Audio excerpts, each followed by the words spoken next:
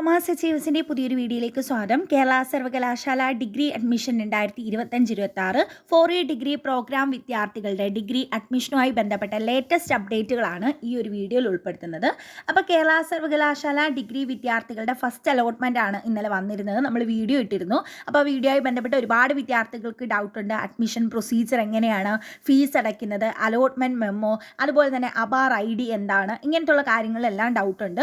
അപ്പോൾ ഈ കാര്യങ്ങളെല്ലാം നമ്മൾ ഈ ഒരു വീഡിയോയിൽ ഉൾപ്പെടുത്തുന്നുണ്ട്. അപ്പോൾ വീഡിയോ മുഴുവനായിട്ട് കാണാൻ ശ്രമിക്കുക. വീഡിയോ മുഴുവനായിട്ട് കണ്ടതിന് ശേഷം മാത്രം നിങ്ങൾക്കുള്ള ഡൗട്ടുകൾ നിങ്ങൾ കമൻറ്റ് ബോക്സിലൂടെ ഇടാനായിട്ട് ശ്രമിക്കുക. അപ്പം നമ്മുടെ ചാനൽ ആദ്യമായിട്ടാണ് കാണുന്നതെങ്കിൽ ഇപ്പോൾ തന്നെ ഒന്ന് സബ്സ്ക്രൈബ് ചെയ്യുക, തൊട്ടടുത്തുള്ള ബെല്ലൈക്കൺ കൂടി ഒന്ന് എനേബിൾ ചെയ്യാം. അപ്പോൾ കേരള സർവകലാശാല വിദ്യാർത്ഥികളുടെ ഒന്നാം വർഷ വിദ്യാർത്ഥികളുടെ ബിരുദ പ്രവേശനത്തിനുള്ള അലോട്ട്മെൻ്റ് ആണ് വന്നിരിക്കുന്നത്. ഫസ്റ്റ് അലോട്ട്മെൻ്റ് ആണ് വന്നിരിക്കുന്നത്. അപ്പോൾ ഫസ്റ്റ് അലോട്ട്മെൻറ്റ് കിട്ടിയ വിദ്യാർത്ഥികൾ ചെയ്യേണ്ട കാര്യങ്ങൾ, അതുപോലെ ഫസ്റ്റ് അലോട്ട്മെൻറ്റ് കിട്ടാത്ത വിദ്യാർത്ഥികൾ എന്ത് ചെയ്യണമെന്ന് പറയാം.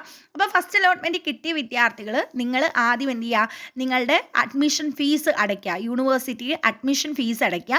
നിങ്ങൾ ലോഗിൻ ചെയ്യുന്ന സമയത്ത് നിങ്ങൾക്ക് അലോട്ട്മെൻറ്റ് കിട്ടിയിട്ടുണ്ടെങ്കിൽ ക്ലിക്ക് ഹിയർ ഫോർ പേയ്മെൻറ്റ് എന്നുള്ളൊരു ഓപ്ഷൻ ഉണ്ട്. അപ്പോൾ ആ ഓപ്ഷനിൽ ക്ലിക്ക് ചെയ്ത് നിങ്ങളുടെ അലോട്ട്മെൻറ്റ് മെമ്മോ, നിങ്ങൾക്ക് ഫീസ് അടച്ചിട്ട് അലോട്ട്മെൻറ്റ് മെമ്മോ നിങ്ങൾക്ക് ഡൗൺലോഡ് ചെയ്യാനായിട്ട് സാധിക്കും. അപ്പോൾ ഇന്ന് തൊട്ട് 19, 20, 21, 23 തീയതികളിലാണ് അഡ്മിഷൻ നടക്കുന്നത്. അപ്പോൾ അതുകൊണ്ട് തന്നെ ഇന്ന് അലോട്ട്മെൻറ്റ് വന്ന വിദ്യാർത്ഥികളാണ്, അതായത് ഇന്ന് അഡ്മിഷൻ എടുക്കേണ്ട വിദ്യാർത്ഥികൾ കാണും. അതുകൊണ്ട് തന്നെ നിങ്ങൾ അഡ്മിഷൻ ഫീസ് ഉടൻ തന്നെ അടയ്ക്കാനായിട്ട് ശ്രമിക്കുക. അപ്പോൾ അഡ്മിഷൻ ഫീസ് അടച്ചു കഴിയുമ്പോഴാണ് നിങ്ങൾക്ക് അലോട്ട്മെൻറ്റ് മെമ്മോ കിട്ടുന്നത്. ആ അലോട്ട്മെൻറ്റ് മെമ്മോയിൽ നിങ്ങൾ ഏത് ദിവസമാണ്, ഏത് സമയത്താണ് കോളേജിൽ ചെല്ലേണ്ടതെന്നുള്ളത് കൃത്യമായിട്ട് പറയും. ആ ദിവസം നിങ്ങൾ കോളേജിൽ പോയി നിർബന്ധമായും അഡ്മിഷൻ എടുക്കാനായിട്ട് ശ്രമിക്കുക. ഇനി എന്തെങ്കിലും കാരണവശാൽ ആ ദിവസം നിങ്ങൾക്ക് അഡ്മിഷൻ എടുക്കാൻ സാധിച്ചില്ല എങ്കിൽ അത് നിങ്ങളെ പ്രിൻസിപ്പലിനെ അറിയിക്കുക. അതുപോലെ തന്നെ 23-ന് മുമ്പ് പോയി അഡ്മിഷൻ എടുക്കാനായിട്ട് ശ്രമിക്കുക. അഡ്മിഷൻ ആ കോളേജിൽ പോയി എടുക്കണം. ഇനി ആരൊക്കെയാണ് ഫീസ് അടയ്ക്കേണ്ടത്? ഫീസ് അടയ്ക്കേണ്ടത് ഫസ്റ്റ് അലോട്ട്മെൻറ്റിൽ വന്ന എല്ലാ വിദ്യാർത്ഥികളും ഫീസ് അടയ്ക്കണം. നിങ്ങൾക്ക് കിട്ടിയ കോളേജ് സാറ്റിസ്ഫൈഡ് ആണ്, അല്ല എങ്കിലും നിങ്ങൾ എന്ത് ചെയ്യണം, ഫീസ് അടയ്ക്കണം. ഫീസ് അടച്ചെങ്കിൽ മാത്രമേ നിങ്ങളെ തുടർന്നുള്ള അലോട്ട്മെൻറ്റുകളിൽ പരിഗണിക്കത്തുള്ളൂ. ഫീസ് അടച്ചെങ്കിൽ മാത്രമല്ല, ഫീസ് അടച്ച് അലോട്ട്മെൻറ്റ് മെമ്മോ ഡൗൺലോഡ് ചെയ്ത് നിങ്ങൾക്ക് പറഞ്ഞിരിക്കുന്ന കോളേജിൽ പോയി ടെമ്പററി ആയിട്ടോ പെർമനൻ്റ് ആയിട്ടോ നിങ്ങൾ അഡ്മിഷൻ എടുക്കണം.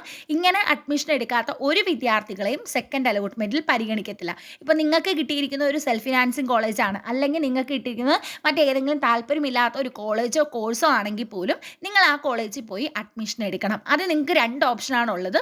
ഒന്നെങ്കിൽ നിങ്ങൾക്ക് പെർമനൻ്റ് ആയിട്ട് അഡ്മിഷൻ എടുക്കാം, അല്ലെങ്കിൽ നിങ്ങൾക്ക് ടെമ്പററി ആയിട്ട് അഡ്മിഷൻ എടുക്കാനായിട്ട് സാധിക്കും.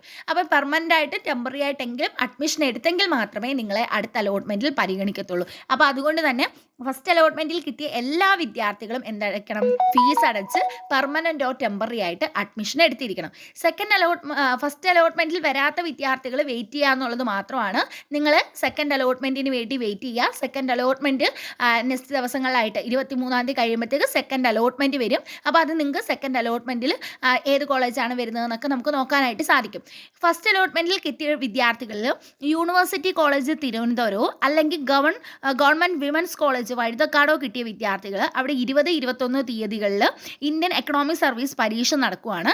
അതുകൊണ്ട് തന്നെ നിങ്ങൾക്ക് 20-ാം തീയതിയാണ് അലോട്ട്മെൻറ്റ് മെമ്മോയിൽ ഡേറ്റ് പറഞ്ഞിട്ടുള്ളതെങ്കിൽ നിങ്ങൾ ഇന്ന് 19-ാം തീയതി പോയി അവിടെ അഡ്മിഷൻ എടുക്കേണ്ടതാണ്. ഇനി 21 ഡേറ്റ് പറഞ്ഞിട്ടുള്ള വിദ്യാർത്ഥികൾ 23-ാം തീയതിയാണ് കോളേജിൽ പോയി അഡ്മിഷൻ എടുക്കേണ്ടത്. അപ്പോൾ ആ കാര്യം ഒന്ന് ശ്രദ്ധിക്കുക. ഈ 2 കോളേജുകളിൽ മാത്രമേ ഉള്ളൂ, യൂണിവേഴ്സിറ്റി കോളേജ് തിരുവനന്തപുരത്തും അതുപോലെ തന്നെ ഗവൺമെൻറ് വുമൻസ് കോളേജ് വഴുതക്കാടും. ഈ 2 കോളേജിൽ അഡ്മിഷൻ കിട്ടിയ വിദ്യാർത്ഥികളാണ് ഈ കാര്യങ്ങൾ ശ്രദ്ധിക്കേണ്ടത്. അപ്പോൾ നിങ്ങൾ ടെമ്പററി ഓർ പെർമനൻ്റ് അഡ്മിഷൻ എടുക്കണമെന്ന് പറഞ്ഞല്ലോ. അപ്പോൾ ടെമ്പററി ഓർ പെർമനൻ്റ് അഡ്മിഷൻ എടുക്കുന്ന സമയത്ത് നിങ്ങൾ ടെമ്പററി അഡ്മിഷനാണ് എടുക്കുന്നതെങ്കിൽ നിങ്ങൾ മറ്റ് ഫീസുകളൊന്നും കോളേജിൽ അടയ്ക്കേണ്ട. ഇപ്പം നിങ്ങൾ അഡ്മിഷൻ ഫീസ് അടയ്ക്കുന്നതിൻ്റെ റെസീപ്റ്റും അതുപോലെ തന്നെ നിങ്ങൾ ആദ്യം ആപ്ലിക്കേഷൻ അയച്ചതിൻ്റെ ആപ്ലിക്കേഷൻ്റെ പ്രിൻ്റ് ഔട്ട്, അതുപോലെ തന്നെ ആപ്ലിക്കേഷൻ അയച്ചപ്പോൾ നിങ്ങൾ ഒരു ഫീസ് അടച്ചല്ലോ, ആ ഫീസോ ആപ്ലിക്കേഷൻ ഫീസിൻ്റെയും അഡ്മിഷൻ ഫീസിൻ്റെയും ഫീസ് റെസീപ്റ്റ് മാത്രം കൊടുത്തിരുന്നാൽ മതി. നിങ്ങൾ അവിടെ യാതൊരുവിധ ഫീസും അടയ്ക്കേണ്ട കാര്യമില്ല, ടെമ്പററി അഡ്മിഷൻ ആണെങ്കിൽ. ഇനിയല്ല, നിങ്ങൾക്ക് കിട്ടിയ കോളേജ് സാറ്റിസ്ഫൈഡ് ആണെങ്കിൽ നിങ്ങൾക്ക് അവിടെ പെർമനൻ്റ് ആയിട്ട് അഡ്മിഷൻ എടുക്കാം.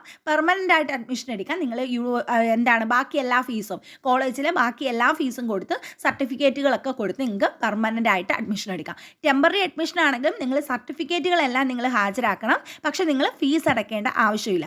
ഇനി നിങ്ങൾക്ക് ഒറിജിനൽ മാർക്ക് ലിസ്റ്റ് ലഭിച്ചിട്ടില്ല, പ്ലസ് ടുവിൻ്റെ ഒറിജിനൽ മാർക്ക് ലിസ്റ്റ് ലഭിച്ചിട്ടില്ലെങ്കിൽ നിങ്ങൾ ഡിജി ലോക്കറിൽ നിന്ന് ഡൗൺലോഡ് ചെയ്യുന്ന മാർക്ക് ലിസ്റ്റോ അല്ലെങ്കിൽ പഠിച്ച സ്കൂളിൽ പ്രിൻസിപ്പൽ സാക്ഷ്യപ്പെടുത്തിയ മാർക്ക് ലിസ്റ്റോ അഡ്മിഷൻ സമയത്ത് ഹാജരാക്കിയാൽ മതി. അതുകൊണ്ട് തന്നെ സർട്ടിഫിക്കറ്റ് കിട്ടാത്ത വിദ്യാർത്ഥികളും വിഷമിക്കേണ്ട ആവശ്യമില്ല. ഇനി ചെയ്യേണ്ടതെന്ന് പറഞ്ഞാൽ അഡ്മിഷൻ എടുത്തതിന് ശേഷം നിങ്ങൾക്ക് കിട്ടിയ കോളേജ് സാറ്റിസ്ഫൈഡ് ആണ്, അതായത് നിങ്ങൾക്കിപ്പോൾ ഒരു മൂന്നാമത്തെ ഓപ്ഷനിലുള്ള കോളേജാണ് കിട്ടിയെങ്കിൽ 3ന് താഴോട്ടുള്ള ഓപ്ഷൻസൊക്കെ ഓട്ടോമാറ്റിക്കലി ഡിലീറ്റഡ് ആവും. ഇനി അല്ല നിങ്ങൾക്ക് മുകളിലുള്ള 2 കോളേജ് ഇനി പോകാൻ താല്പര്യമില്ല, ഇപ്പോൾ ഉള്ള കോളേജിൽ തന്നെയാണ് പോകാൻ താല്പര്യമെങ്കിൽ നിങ്ങൾ മുകളിലുള്ള 2 കോളേജുകൾ റിമൂവ് ചെയ്യണം, ഹയർ ഓപ്ഷൻ ക്യാൻസൽ ചെയ്യണം. അല്ല എങ്കിൽ സെക്കൻഡ് അലോട്ട്മെൻറ്റിന് മുകളിലുള്ള ഏതെങ്കിലും കോളേജ് വന്നു കഴിഞ്ഞാൽ നിങ്ങൾ ആ കോളേജിൽ പെർമനൻ്റ് ആയിട്ട് അല്ലെങ്കിൽ അവിടെ പോയി അഡ്മിഷൻ എടുക്കേണ്ടതായിട്ട് വരും. അപ്പോൾ നിങ്ങൾക്ക് ഫസ്റ്റ് അലോട്ട്മെൻറ്റിൽ കിട്ടിയ കോളേജ് ക്യാൻസൽ ആവുകയും ചെയ്യും. അതുകൊണ്ട് തന്നെ നിങ്ങൾ എന്ത് ചെയ്യുക, കൃത്യമായിട്ട് നിങ്ങൾക്ക് വേണ്ട കോളേജാണോ വേണ്ടാത്ത കോളേജാണോ എന്ന് കൃത്യമായിട്ട് മനസ്സിലാക്കുക. എന്നിട്ട് വേണ്ടാത്ത കോളേജുകൾ നിങ്ങൾ എന്ത് ചെയ്യുക, ഹയർ ഓപ്ഷൻ ക്യാൻസൽ ചെയ്ത് കളയുക. ഹയർ ഓപ്ഷൻ ക്യാൻസൽ ചെയ്ത് കളഞ്ഞു കഴിഞ്ഞാൽ പിന്നെ ആ കോളേജുകൾ നിങ്ങളുടെ അലോട്ട്മെൻറ്റിൽ പരിഗണിക്കത്തില്ല. അപ്പോൾ നിങ്ങൾ അഡ്മിഷൻ സമയത്ത് ഹാജരാകുമ്പോൾ നിങ്ങളുടെ എല്ലാ സർട്ടിഫിക്കറ്റും നിങ്ങളുടെ കയ്യിൽ കരുതുക. TC ഉൾപ്പെടെയുള്ള എല്ലാ സർട്ടിഫിക്കറ്റുകളും നിങ്ങൾ ഹാജരാക്കണം. പിന്നെ നിങ്ങൾ NSS NCC ഒക്കെ നിങ്ങൾ കൊടുത്തിട്ടുണ്ടെങ്കിൽ അതിൻ്റെ സർട്ടിഫിക്കറ്റുകൾ നിങ്ങളുടെ കയ്യിലുണ്ടായിരിക്കണം. നിങ്ങളുടെ കാസ്റ്റ് സർട്ടിഫിക്കറ്റ്, അതായത് കാസ്റ്റിൻ്റെ ബേസിൽ കൊടുത്തിട്ടുള്ള വിദ്യാർത്ഥികൾ EWS അല്ലെങ്കിൽ SC ST കാറ്റഗറിയിൽ നിന്ന് വരുന്ന വിദ്യാർത്ഥികളൊക്കെ ആ സർട്ടിഫിക്കറ്റുകളുടെ കൂടെ നിങ്ങളുടെ കയ്യിൽ കരുതുക. സർട്ടിഫിക്കറ്റ് ഏതൊക്കെ വേണമെന്നുള്ളത് ഓൾറെഡി നമ്മൾ വീഡിയോ ചെയ്തിട്ടുണ്ട്. ആ വീഡിയോയുടെ ലിങ്ക് ഡിസ്ക്രിപ്ഷൻ ബോക്സിൽ കൊടുക്കാം. അപ്പോൾ നിങ്ങൾ ഇത്രയും കാര്യങ്ങളാണ് കൃത്യമായിട്ട് ചെയ്യേണ്ടത്. ഇനി ഉള്ളത് അബാർ ID എന്താണെന്നുള്ളതാണ്. അതായത് കഴിഞ്ഞ വർഷം മുതലാണ് ഈ ഒരു അബാർ ID എന്ന് പറയുന്ന ഒരു കോൺസെപ്റ്റ് വന്നത്.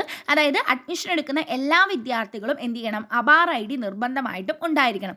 അപ്പോൾ ആ അബാർ ID എങ്ങനെയാണ് ക്രിയേറ്റ് ചെയ്യുന്നതെന്നുള്ളത് ഓൾറെഡി നമ്മൾ വീഡിയോ ഇട്ടിട്ടുണ്ട്. അപ്പോൾ അതിൻ്റെ ലിങ്ക് കൂടി കൊടുക്കാം. നിങ്ങൾ അബാർ ID മലയാളം സെർച്ച് ചെയ്യുമ്പോൾ തന്നെ നമ്മുടെ വീഡിയോ വരും. അല്ലെങ്കിൽ ലിങ്ക് ഡിസ്ക്രിപ്ഷൻ ബോക്സിൽ കൊടുക്കാം. ആ ലിങ്കിൽ ക്ലിക്ക് ചെയ്ത് എങ്ങനെയാണ് അബാർ ID ക്രിയേറ്റ് ചെയ്യുന്നതെന്ന് നോക്കുക. എന്നിട്ട് നിങ്ങൾ തന്നെ ഫോണിൽ അബാർ ID ക്രിയേറ്റ് ചെയ്യുക. നിങ്ങൾക്ക് ഒരു അബാർ ID കോഡ് കിട്ടും, നമ്പർ കിട്ടും. ആ നമ്പർ ഉപയോഗിച്ച് നിങ്ങൾക്ക് പിന്നീടുള്ള അഡ്മിഷൻ പ്രൊസീജിയറിനൊക്കെ യൂസ് ചെയ്യാനായിട്ട് സാധിക്കും. അപ്പോൾ ഇത്തരം കാര്യങ്ങൾ കൃത്യമായിട്ടൊന്ന് ശ്രദ്ധിക്കുക. 19, 20, 21, 23 തീയതികളിലായിട്ടാണ് അഡ്മിഷൻ. നിങ്ങൾക്ക് എന്തെങ്കിലും സാഹചര്യത്തിൽ അഡ്മിഷൻ എടുക്കാൻ പറ്റിയില്ലെങ്കിൽ 23-ാം തീയതിക്ക് മുമ്പ് തന്നെ പോയി എടുക്കണം. 23-ാം തീയതി ലാസ്റ്റ് ഡേറ്റ് ആണ്. അതിനുശേഷം പിന്നെ വരുന്നത് 25-ാം തീയതിയാണ് സെക്കൻഡ് അലോട്ട്മെൻറ്റ് വരുന്നത്. 25-ാം തീയതി സെക്കൻഡ് അലോട്ട്മെൻറ്റ് വരും. 25-ാം തീയതി സെക്കൻഡ് അലോട്ട്മെൻറ്റിന് മുമ്പ് വേണം നമ്മൾ എന്ത് ചെയ്യാൻ, അഡ്മിഷൻ പൂർത്തീകരിക്കാൻ. ഫസ്റ്റ് അലോട്ട്മെൻറ്റിൽ കിട്ടിയ വിദ്യാർത്ഥികൾ അഡ്മിഷൻ എടുക്കാനായിട്ട്. അതുകൊണ്ട് തന്നെ കൃത്യമായിട്ട് ആ സമയത്ത് തന്നെ നിങ്ങൾ അഡ്മിഷൻ എടുക്കാനായിട്ട് സാധിക്കുക. അപ്പോൾ സെക്കൻഡ് അലോട്ട്മെൻറ്റിന് വേണ്ടി വെയിറ്റ് ചെയ്യുന്ന വിദ്യാർത്ഥികൾക്ക് 25-ാം തീയതിയാണ് സെക്കൻഡ് അലോട്ട്മെൻറ്റ് വരുന്നത്.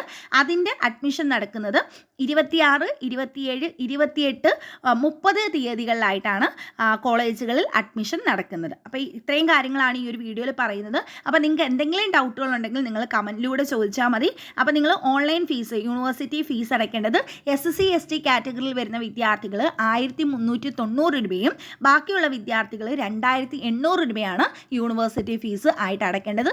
ഇത് ഫസ്റ്റ് അലോട്ട്മെൻറ്റിൽ വന്ന എല്ലാ വിദ്യാർത്ഥികളും ഇപ്പോൾ തന്നെ യൂണിവേഴ്സിറ്റി ഫീസ് അടയ്ക്കണം. നിങ്ങൾക്ക് കാര്യങ്ങൾ ക്ലിയർ ആയിട്ടുണ്ടെന്ന് കരുതുന്നു. എന്തെങ്കിലും ഡൗട്ടുകളുണ്ടെങ്കിൽ കമൻറ്റിലൂടെ ചോദിച്ചാൽ മതി. നെക്സ്റ്റ് ഒരു വീഡിയോയിൽ കാണാം. Thank you.